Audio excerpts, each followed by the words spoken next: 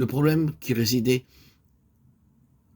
envers Israël était que leur cœur était pas fondé sur la satisfaction de Dieu, mais sur leur propre satisfaction. C'était le point qui focalisait tous leurs désirs dans le désert. Ils marchandaient constamment avec Dieu, et ce n'était pas en parole, c'était dans l'esprit. Ils disaient en fait, si tu satisfais notre désir et nous donnes ce que nous voulons, nous irons avec toi, sinon nous n'irons pas. Ce fut souvent ainsi, et quand de temps à autre le Seigneur répondait à leurs requêtes, ils étaient très heureux, prêts à aller un peu plus loin, en avant. Mais ensuite, ils devaient encore faire quelque chose de plus. Et pour finir, Dieu leur a dit, assez de tout cela. Je vous ai fait sortir d'Égypte pour ma satisfaction, pour mon plaisir, pour ma gloire. Ainsi, parce qu'ils négociaient avec Dieu, parce que ce fut toujours une affaire liée à leur satisfaction plutôt qu'à la sienne, la gloire est partie. Et la honte a frappé cette génération. Ainsi donc, le Jourdain doit être franchi. Le Jourdain signifie une fois pour toutes plénitude, finalité, surabondance. Il est Seigneur. Nous estimons que si un seul est mort pour tous, tous donc sont morts, et qu'il est mort pour tous, afin que ceux qui vivent ne vivent plus pour eux-mêmes, mais pour celui qui est mort et ressuscité pour eux. 2 Corinthiens 5, 14, 15. À moins que ce problème ne soit réglé, il n'y a pas de gloire, aucune possibilité de gloire. La gloire exige que nous reconnaissions non seulement qu'en Christ notre être injuste fut enseveli, mais qu'il a enseveli aussi toute possibilité qu'en nous-mêmes il y a un jour quelque chose de juste. Vous êtes prêt à laisser enterrer votre pauvre, moi malheureux et misérable, mais vous n'êtes pas toujours prêt à saisir et à enterrer la capacité supposée de votre être à vouloir se justifier. Vous tournez encore autour de ce misérable cadavre, espérant qu'il produise une certaine vie.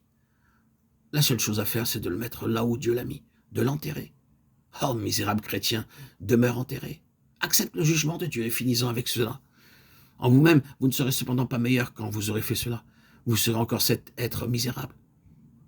Le fait est que vous devrez cesser d'avoir vos yeux sur vous pour porter vos regards sur un autre, sur celui qui a pris votre place. Oui, le jugement et la mort doivent être acceptés. Mais écoutez-vous ces voix néfastes qui suggèrent constamment que Dieu vous juge, vous, croyants, à cause de votre nature pécheresse.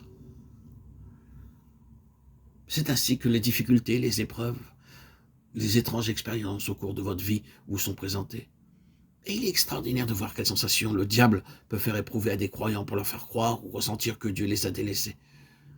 C'est le domaine dans lequel la bataille de la foi doit être soutenue. Contre nos expériences et les sensations de l'âme, vous pouvez avoir la preuve la plus merveilleuse un jour que le Seigneur est avec vous et qu'il vous utilise, déversant lui-même sa parole par vous, et à ce moment-là, vous n'avez aucun doute à son sujet. Mais le jour suivant, ne pas ressentir que Dieu est dans votre univers. Laquelle de ces deux choses est une réalité?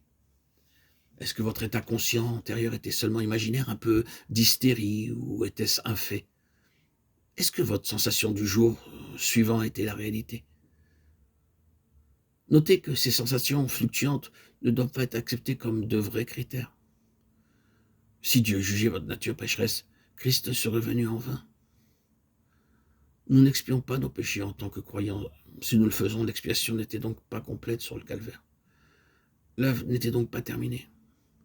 Quel que puisse être le besoin de formation, de discipline et de correction pour développer ce qui est de Dieu en nous et la mise de côté réelle de ce qui est de nous-mêmes, nous ne sommes cependant et quand même pas avec tout cela en train d'expier pour nos péchés ou notre nature pécheresse.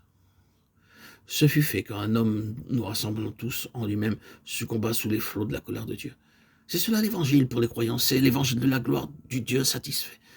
Si vous voyez quelqu'un qui revient constamment à sa nature pécheresse, cette personne passe forcément par des temps difficiles et vous devez l'aider et être patient et compatissant envers elle, comprenant qu'il peut y avoir un certain arrière-plan pour expliquer cela.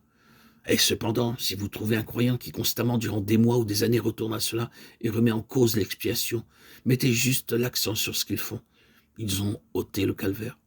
Ils ont annulé en eux-mêmes l'œuvre de la croix. Ils ont pris la place de l'agneau de Dieu en essayant d'expier pour leurs propres péchés. Est-ce que vous êtes capable d'agir ainsi? Oh, à Dieu ne plaise, à Dieu ne plaise.